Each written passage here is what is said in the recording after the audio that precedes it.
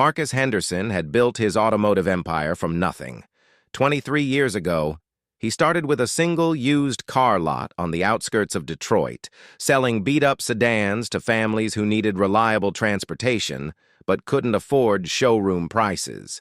Now, at 47, he owned 12 dealerships across 3 states, each one bearing the Henderson Motors name in bold blue letters. The morning started like any other Tuesday. Marcus sat in his glass-walled office on the 32nd floor of the Henderson building, reviewing quarterly reports over black coffee and a bagel. His assistant, Patricia, had been with him for 8 years and knew his routines better than his ex-wife ever did. She knocked twice before entering, carrying a stack of customer satisfaction surveys from the Riverside dealership. "The numbers look good overall," Patricia said, setting the papers on his mahogany desk. "Customer satisfaction is up 12% from last quarter, but there's something odd in the complaint section you might want to see." Marcus barely looked up from his computer screen, where he was analyzing profit margins. "Odd how?"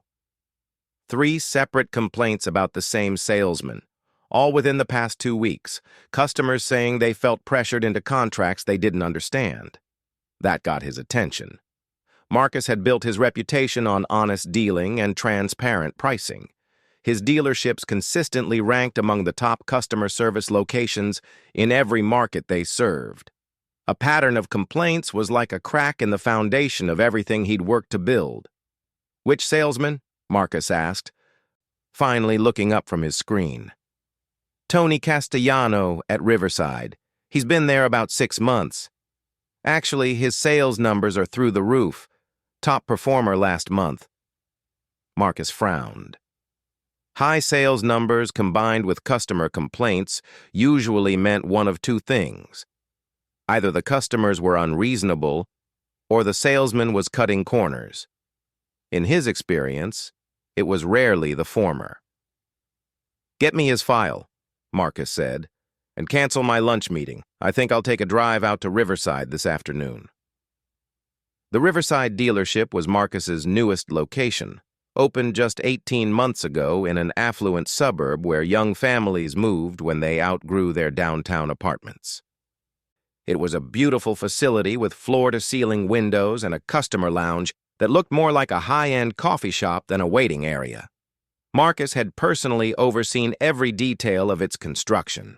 He usually called ahead when visiting his dealerships, but today, he decided on a surprise visit. Sometimes you learned more about your business when people didn't have time to prepare for your arrival. Marcus pulled his black Tesla Model S into the customer parking area rather than the reserved executive spot. He wanted to experience the dealership the way his customers did. The moment he walked through the glass doors, he felt the familiar buzz of a busy sales floor. Customers browsed among the gleaming vehicles while salespeople offered information and answered questions. The showroom floor manager, Janet Myers, spotted him immediately. Her eyes widened slightly, but she maintained her professional composure as she approached. "Mr. Henderson," she said with a smile that seemed a little too bright. "What a pleasant surprise. We weren't expecting you today." "That's the point of a surprise visit, Janet," Marcus replied with a friendly but serious tone.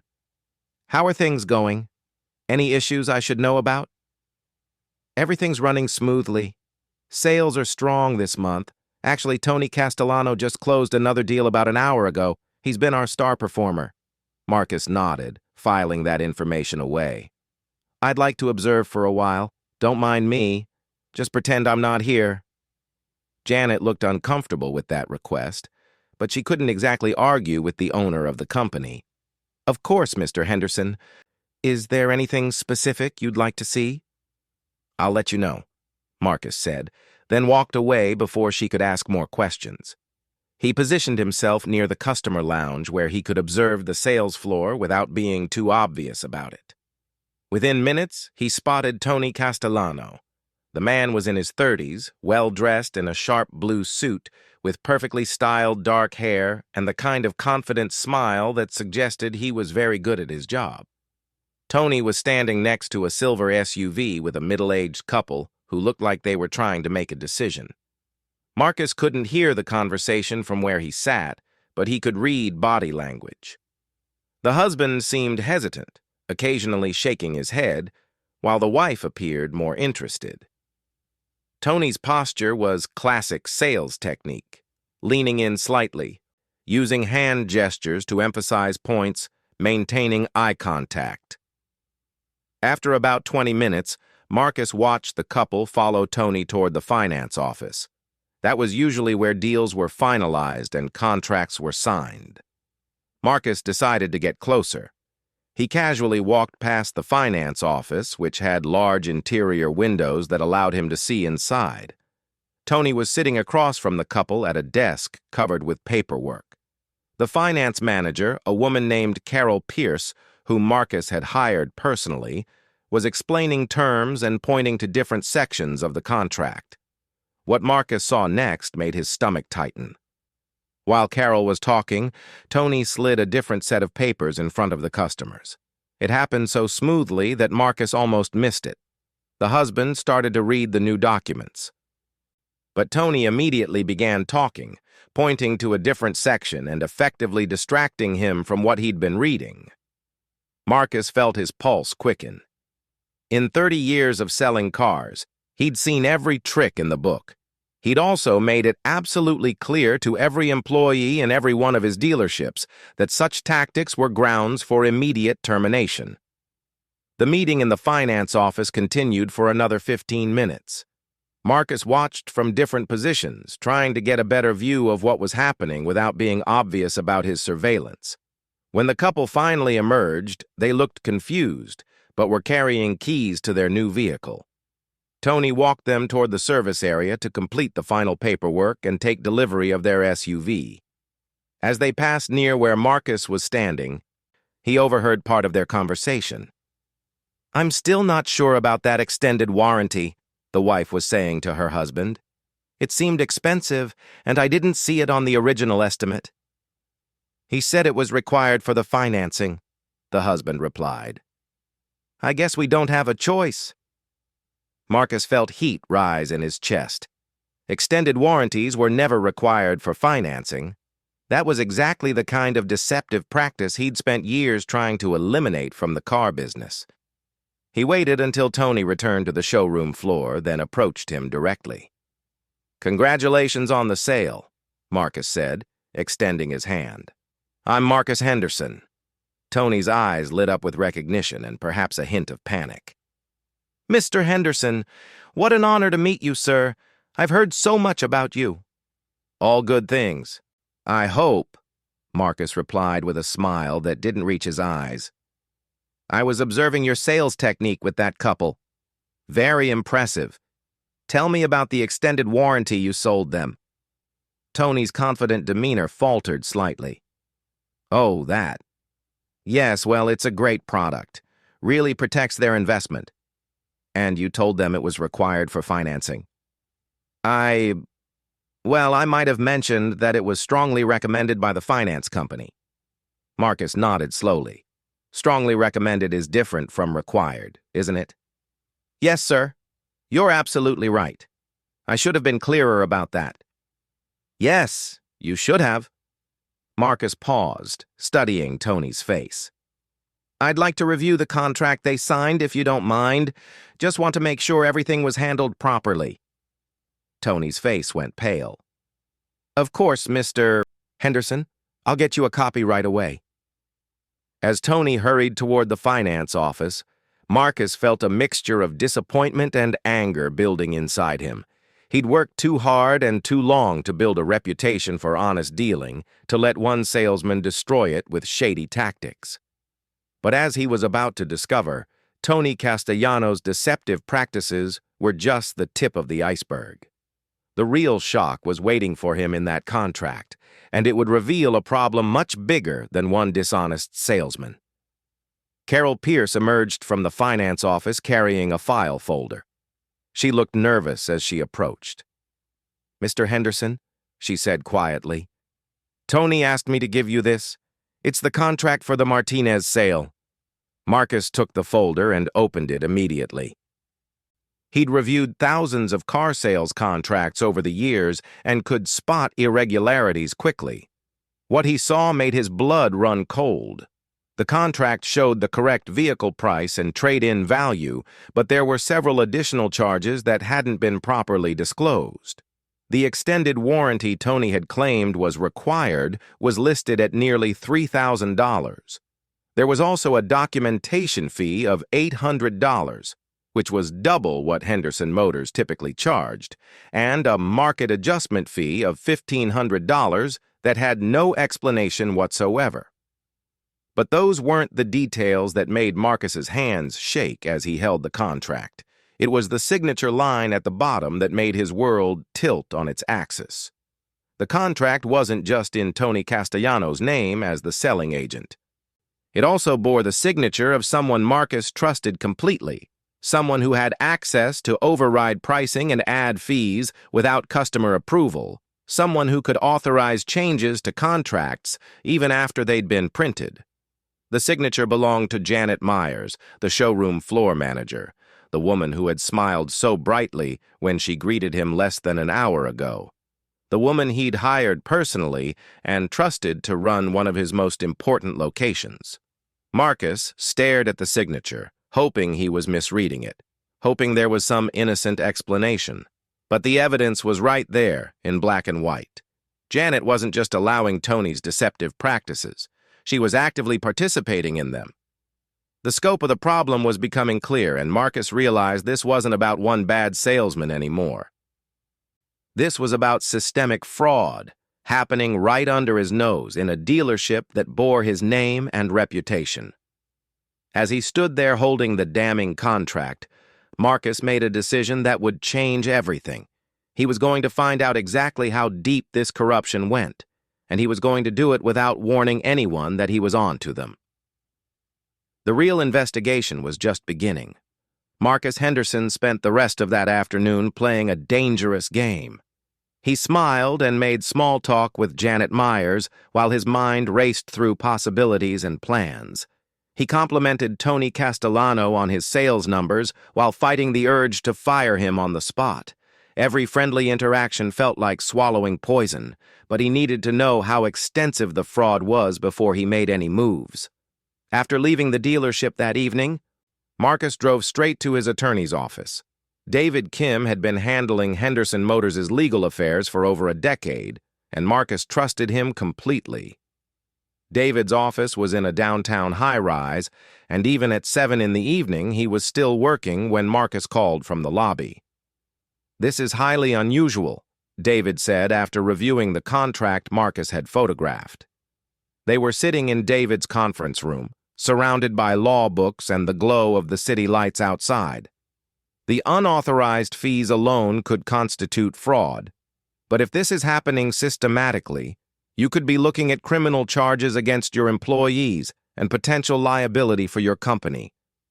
Marcus rubbed his temples. "That's what I was afraid of. The question is how many people are involved and how long this has been going on." "You need a proper investigation," David said. "I can recommend a private investigator who specializes in corporate fraud.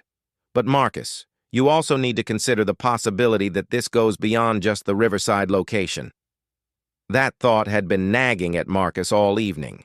If Janet and Tony were working together to defraud customers, was the same thing happening at his other dealerships? The idea made him sick to his stomach. "What's my legal obligation here?" Marcus asked. "If I know about potential fraud, do I have to report it immediately?" David considered the question carefully. "Technically, you should report suspected criminal activity, but you also have a right to conduct a reasonable investigation to determine the scope of the problem. I'd say you have a few days, maybe a week, before you need to involve law enforcement." Marcus nodded. A week would have to be enough. The next morning, Marcus arrived at his corporate office before sunrise. He had always been an early riser, but today he had specific work to do before his staff arrived. He needed to access the computer systems for all his dealerships and look for patterns that might indicate widespread fraud. Patricia arrived at 7:30, surprised to find her boss already deep in spreadsheets and sales reports. "You're here early," she said, setting a fresh cup of coffee on his desk. "Everything okay?" Marcus looked up from his computer. Patricia had been loyal and trustworthy for 8 years. If he was going to investigate this properly, he would need help from someone he could trust completely. "Patricia, I need to ask you something, and I need complete confidentiality. Can you give me that?" Her expression immediately became serious. "Of course, Mr. Henderson. What's wrong?" Marcus explained what he'd discovered at Riverside, showing her the contract and describing Tony and Janet's behavior. Patricia's face grew more concerned with each detail. "Oh no," she said when he finished. "This is exactly what my cousin went through last month." Marcus felt his blood pressure spike. "What do you mean?" "My cousin Lisa bought a car from our Westfield location. She called me afterward because she was confused about her payments. They were higher than what she'd been quoted, and there were fees on her contract that the salesman hadn't mentioned. I told her that couldn't be right. That Henderson Motors doesn't operate that way." Westfield was Marcus's second newest location, opened just 6 months ago. If the fraud was happening there too, it might be happening everywhere. "Do you have her contract?" Marcus asked. "I can get it. She lives about 20 minutes from here." "Call her right now. Tell her I want to see that contract this morning, and tell her we're going to make this right." While Patricia called her cousin, Marcus opened the computer system for the Westfield dealership. He started pulling sales reports, focusing on transactions with unusually high add-on fees or extended warranties. Within an hour, he'd identified at least a dozen suspicious contracts, all from the past 3 months. Patricia returned with her cousin Lisa, a woman in her 30s who looked embarrassed and worried. She handed Marcus a folder containing her purchase documents. "I don't want to get anyone in trouble," Lisa said. "I just want to understand what I actually agreed to pay for." Marcus reviewed her contract while Patricia got her coffee. The pattern was identical to what he'd seen at Riverside. Unauthorized fees, inflated warranties, and add-ons that hadn't been properly disclosed. But this contract also had something new: a forged initial next to one of the additional charges. Lisa's actual signature was clear and readable, but next to a $1,200 paint protection package was a set of initials that didn't match her handwriting at all. "Lisa," Marcus said gently, "did you agree to this paint protection package?" She leaned forward to look at the contract. "No, definitely not. The salesman mentioned it, but I said I wasn't interested. I specifically remember telling him I wanted the basic package with no extras." Marcus felt his anger building again. This wasn't just overcharging customers. This was actively forging documents. "What was your salesman's name?" he asked. "Rick Morrison. He seemed really nice, but the whole experience felt rushed. He kept saying I had to make a decision quickly because the financing rates might change." Marcus knew Rick Morrison. He'd hired him personally 8 months ago after Rick had worked at a competing dealership for several years. Rick had excellent references and had seemed like exactly the kind of experienced professional Marcus wanted representing his brand. After Lisa left, Marcus spent the rest of the morning diving deeper into the Westfield records. The pattern was unmistakable. Rick Morrison had the highest sales numbers at that location, and nearly every one of his contracts contained unauthorized fees or forged initials. But what really shocked Marcus was discovering that the Westfield general manager, Tom Bradley, had signed off on every single one of these fraudulent contracts. Tom was another person Marcus had hired personally, a 20-year veteran of the car business who came with outstanding recommendations. Marcus was beginning to see that his problem wasn't just a few bad employees. This looked like organized fraud involving management at multiple locations. He decided to make unannounced visits to his other dealerships over the next 2 days. What he found exceeded his worst fears. At the Northbrook location, he discovered that the finance manager was selling worthless insurance policies to customers who qualified for manufacturer warranties. The policies cost customers nearly $2,000, but provided no actual coverage because the customers' vehicles were already protected by factory warranties. At the Elmwood dealership, the service manager was charging customers for repairs that were never performed. Marcus found invoices for brake work, oil changes, and tire rotations on vehicles that hadn't even been in the shop, but it was at his oldest location, the original lot where he'd started his business, that Marcus discovered the most sophisticated scheme of all. The general manager there was a man named Carl Brennan, who had been with Marcus for over 15 years. Carl was like family. He'd been best man at Marcus's wedding and had helped him through his divorce. Marcus trusted Carl more than almost anyone in the world. Carl's scheme was brilliant in its simplicity. He was creating fake customers and financing vehicles that didn't exist. The paperwork looked legitimate, complete with credit applications and loan documents, but the customers were made-up names and the vehicles were never actually sold. Instead, Carl was collecting the financing money and making monthly payments himself for a few months before declaring the loans in default. When Marcus confronted Carl about the fraudulent transactions, he expected denial or excuses. Instead, Carl broke down completely. "Marcus, I'm so sorry," Carl said, sitting in the office where they'd shared countless cups of coffee and celebrated so many milestones together. "I never meant for it to go this far." "How far has it gone, Carl? How much money are we talking about?" Carl opened a desk drawer and pulled out a folder filled with documents. "About $400,000 over the past 2 years. I kept telling myself I was just borrowing it, that I'd pay it back before anyone noticed." Marcus felt like he'd been punched in the stomach. $400,000 was more money than some of his dealerships made in profit over an entire year. "Why, Carl? What happened? If you needed money, why didn't you come to me?" "My daughter's medical bills," Carl said, tears in his eyes. "The insurance wouldn't cover her treatment, and the hospital wanted cash up front. I was going to lose my house, Marcus. I was going to lose everything." Marcus understood financial desperation. He'd been there himself in the early days when he was building his business, but that didn't excuse stealing from customers and putting the entire company at risk. "Carl, you've been stealing from our customers, people who trusted us with their hard-earned money." "I know," Carl whispered. "I know, and it's been eating me alive. Every night I go home and think about coming clean, but I kept hoping I could find a way to pay it back without anyone getting hurt." Marcus sat in silence for a long time, looking at this man who had been like a brother to him. The betrayal hurt worse than his divorce, worse than any business setback he'd ever faced. "Carl, I have to ask you this, and I need you to tell me the truth. Are there others? Is this happening at other locations?"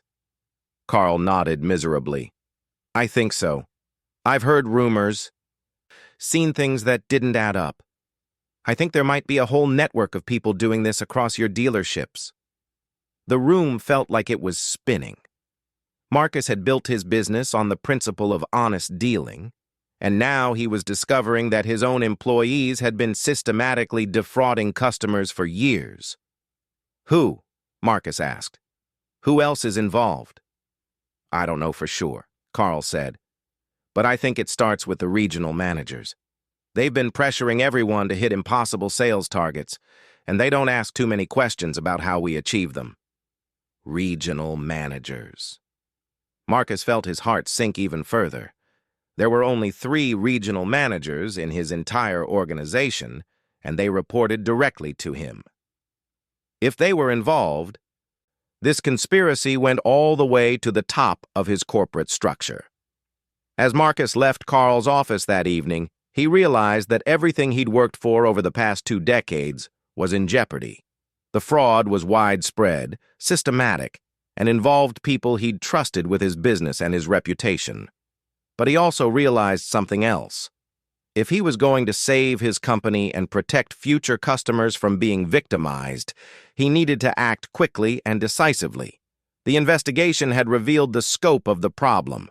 Now it was time to do something about it, and Marcus knew that the actions he took in the next few days would determine whether Henderson Motors survived this crisis or became another cautionary tale about corporate corruption. The hardest part was still ahead of him. Marcus Henderson didn't sleep that night. He sat in his home office until dawn, surrounded by financial records, sales reports, and evidence of betrayal that cut deeper than any business loss he'd ever experienced. By sunrise, he had made the hardest decision of his professional life. He was going to expose everything, even if it destroyed the company he'd spent 23 years building. At 8 in the morning, Marcus called David Kim, his attorney, and Detective Sarah Chen from the state's white-collar crime division. He'd met Detective Chen 2 years earlier when she'd investigated fraud at a competing dealership. She was thorough, professional, and had a reputation for getting results. "Mr. Henderson," Detective Chen said when she arrived at his office an hour later, "I have to say I'm surprised to hear from you. Your dealerships have always had a clean reputation." "Not as clean as I thought," Marcus replied grimly. He spread the evidence across his conference table like a prosecutor preparing for trial. "I believe my employees have been systematically defrauding customers for at least 2 years, possibly longer." Detective Chen spent 3 hours reviewing the documents. Her expression grew more serious with each contract, each forged signature, each fraudulent transaction. "This is extensive," she said finally. "We're looking at multiple felonies across several locations. The dollar amounts involved could mean significant prison time for anyone convicted." Marcus nodded. "There's something else. I think my regional managers are involved. If I'm right, this goes all the way to my corporate leadership." "Have you confronted them yet?" "No. I wanted to talk to law enforcement first. I didn't want to give anyone a chance to destroy evidence or coordinate their stories." Detective Chen smiled approvingly. "Smart thinking. We'll need to move quickly, though. Once word gets out that there's an investigation, people will start covering their tracks." The plan they developed was straightforward but risky. Marcus would continue operating normally while Detective Chen's team gathered evidence. They would monitor computer systems, review financial records, and conduct surveillance of key employees. When they had enough evidence, they would execute simultaneous arrests and search warrants across all locations. The hardest part for Marcus was pretending nothing had changed. He attended meetings with his regional managers, smiled at company events, and made small talk with people he suspected of stealing from customers who trusted the Henderson Motors name. 3 days into the investigation, Detective Chen called with an update that made Marcus's stomach drop. "We've been monitoring email and phone communications," she said. "Your regional managers aren't just aware of the fraud, they're organizing it." "What do you mean?" "They have a whole system. They recruit salespeople from other dealerships who are willing to participate in fraudulent schemes. They provide training on how to add unauthorized fees without customers noticing. They even have quotas for how much each salesperson needs to steal each month." Marcus felt sick. "Quotas?" "Your regional manager for the Northern District, Michael Torres, sent an email last week telling his people they needed to increase additional revenue per unit by 20%. That's code for fraudulent charges." Michael Torres had been with Henderson Motors for 6 years. Marcus had promoted him to regional manager just 18 months ago, largely based on his success at increasing profitability across his assigned dealerships. Now Marcus realized that success had come at the cost of customer trust and legal compliance. "There's more," Detective Chen continued. "They've been sharing customer information between locations to target the same people multiple times. We found cases where customers who complained about fraudulent charges at one dealership were specifically targeted for more aggressive tactics when they visited other Henderson locations." "They were punishing customers for complaining?" "Exactly. And they were keeping detailed records of which customers were most likely to pay fraudulent charges without questioning them." Marcus had heard enough. "When do we move?" Tomorrow morning, we'll execute search warrants at all 12 locations simultaneously. My advice is to prepare for this to become very public very quickly." That evening, Marcus called an emergency meeting with his board of directors. Henderson Motors was a private company, but Marcus had brought in outside investors over the years, and they deserved to know what was coming. The meeting was brutal. Board members who had trusted Marcus with their investment money listened in stunned silence as he explained the scope of the fraud. When he finished, the questions came like machine gun fire. "How did you not know this was happening? What's our liability exposure? Should we consider bankruptcy protection? Are you personally implicated in any of this?" Marcus answered as honestly as he could, but the truth was that he didn't know the answers to most of their questions. The investigation was still unfolding, and the legal and financial implications were unclear. What was clear was that his reputation, his company, and everything he'd worked for was in jeopardy. The next morning, Marcus arrived at his corporate office at 6 a.m. He wanted to be there when the arrests began. Detective Chen had arranged for him to monitor the operation from a command post set up in a conference room down the hall from his office. At exactly 8 a.m., police officers and federal agents simultaneously entered all 12 Henderson Motors locations. Marcus watched through security cameras as his employees were arrested, evidence was seized, and customers were asked to leave while crime scenes were secured. The arrests were swift and methodical. Tony Castellano was handcuffed at the Riverside location while he was in the middle of a sales presentation. Janet Myers was taken into custody in her office, where investigators found a safe containing over $30,000 in cash. Rick Morrison tried to run when he saw the police arriving at Westfield, but he was caught in the parking lot. But the arrest that affected Marcus most deeply was Carl Brennan. The security cameras showed Carl calmly gathering personal items from his desk when the officers arrived. He didn't resist or try to run. He simply handed over his keys and walked out with his head down, looking like a man who was relieved that his secrets were finally exposed. All 3 regional managers were arrested at their homes. Michael Torres was found attempting to shred documents in his basement. Sandra Mitchell, the regional manager for the Central District, had packed a suitcase and was apparently planning to flee. The 3rd regional manager, James Park, broke down and confessed immediately, providing investigators with detailed information about the entire operation. By noon, the story was on every local news channel. Henderson Motors executives arrested in massive fraud scheme. Customers bilked out of millions at trusted car dealerships. From respected business to criminal enterprise. Marcus watched the coverage from his office, feeling like he was observing the destruction of someone else's life. 23 years of building a reputation, gone in a single morning. Patricia came in with the latest reports from the investigation. "The police estimate that over 2,000 customers were defrauded," she said quietly.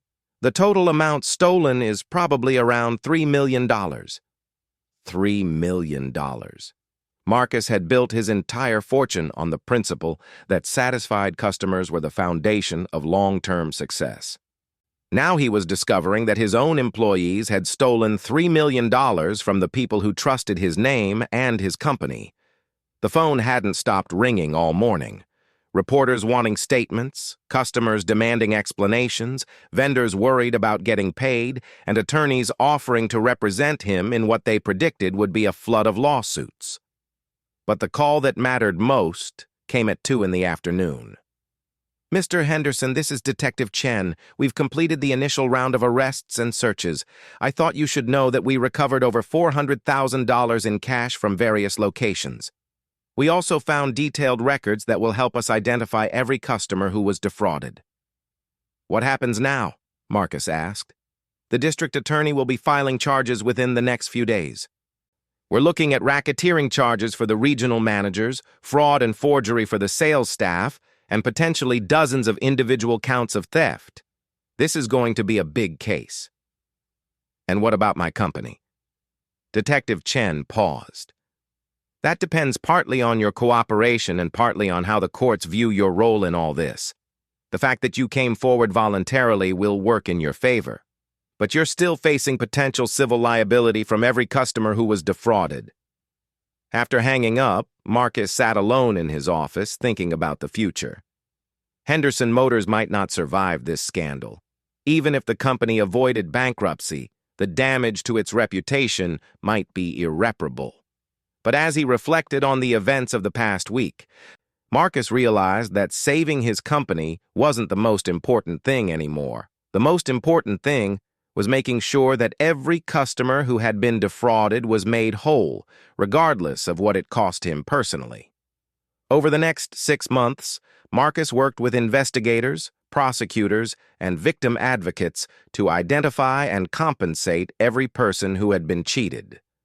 The process cost Henderson Motors nearly $5 million in refunds, legal fees, and settlements, but Marcus considered it the price of redemption. The criminal trials resulted in prison sentences for all 3 regional managers and most of the sales staff involved in the fraud. Carl Brennan received the lightest sentence due to his cooperation and the mitigating circumstances of his daughter's medical bills. But he still served 18 months in federal prison. Henderson Motors survived, but just barely. Marcus had to close 4 of his 12 locations and sell his corporate headquarters to raise money for customer compensation.